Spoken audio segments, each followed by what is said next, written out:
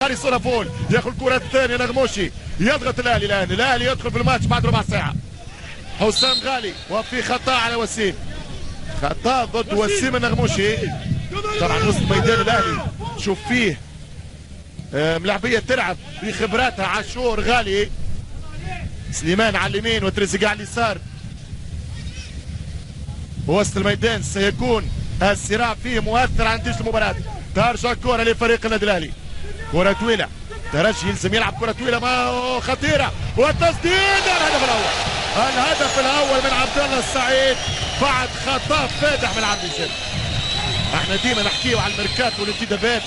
الترجي مطالب باكسيال قوي وقوي جدا. 1-0. فما تنبيه اول، رصيد عمرو جمال يعاود يغلط العربي جابر، والمره هذه عبد الله السعيد ما يسمحش، هو يسجل على يمين بن شريفيه الهدف الاول للنادي الاهلي. شوف الكره طويله، شوف التعامل السيء مع الكره مع عربي جابر، حطوا في ظهره خبره كبيره ومهارات عاليه عبد الله السعيد، هو يسدد على يمين المعز. الهدف الاول للنادي الاهلي. 1-0 لفريق الاهلي المصري. 1-0 في مرمى معز.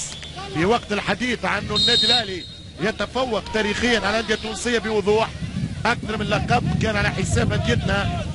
2005 الشامبيونز ليج على ليتوال، 2006 المصريه اللهجه المصريه. قال له رد بالك من رقم 8 اللي يقصد في ادريس المحيرسي. حد الان الترجي على المستوى النفسي كان مستسلم. ان شاء الله يكذبوني ويرجعوا للمباراه. هي كره الترجي يلزم يلعب، يحترم تاريخ النادي وتاريخه في افريقيا. فريق اللي شارك اكثر من 25 مره في المسابقات القاريه، اولها عام 71 كان اول فريق تونسي يلعب في كاس افريقيا عام 71 ضد اهلي بنغازي وفوز بمشوش 1-0 على الاهلي الليبي. ترجع كره خطيره والهدف الثاني، الهدف الثاني من عبد الله السعيد. هدف منتظر للنادي الاهلي فيش كلام. الهدف الثاني للسعيد اللي يصعد به جماهير النادي الاهلي. فارق كبير قلت في الامكانيات، والنتيجه هدف ثاني، الامكانيات والخبرات. والهدف الثاني للنادي الاهلي اللي يضمن المباراه.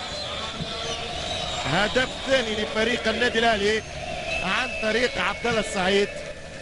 سيناريو مرتقب نتيجه الضغط المتواصل الاهلي وخطا اخر في الدفاع. مباراه تصعب اكثر، ولذلك انا واقعي قلت من دقائق انه ان شاء الله الترجي ما يقبلش اهداف اخرى. شوف الكره وحده فماش لا كوفرتور ولا بريس ولا لاعب كان يلعب في حصه تدريبيه. ياخذ الكره وياخذ وقته. 1 و2. دور كبير حسام غالي، دور كبير حسام غالي. شوف الكره من حسام، دفاع مش موجود بالمره. وهدف ثاني نتاع فريق فيه برشا ملاعبيه كبار. سليمان غالي السعيد والحكام عليه. مبروك بكل روح رياضيه الفوز للنادي الاهلي.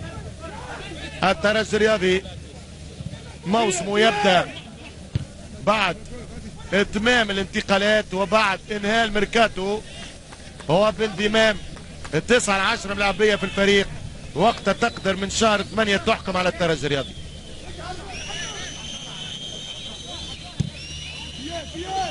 ممكن حسب اليوم الاول المنافسه في هذه البطوله شرسه جدا بين نصوص مصاروة والنجم. خطيره جدا.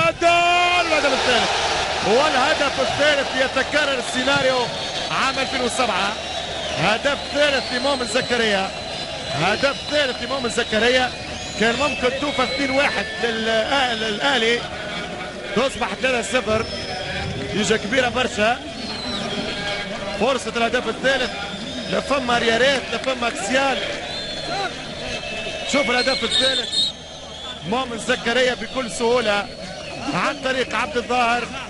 هو مؤمن زكريا يغالب بن شريفيه، والترجي ينقاد الى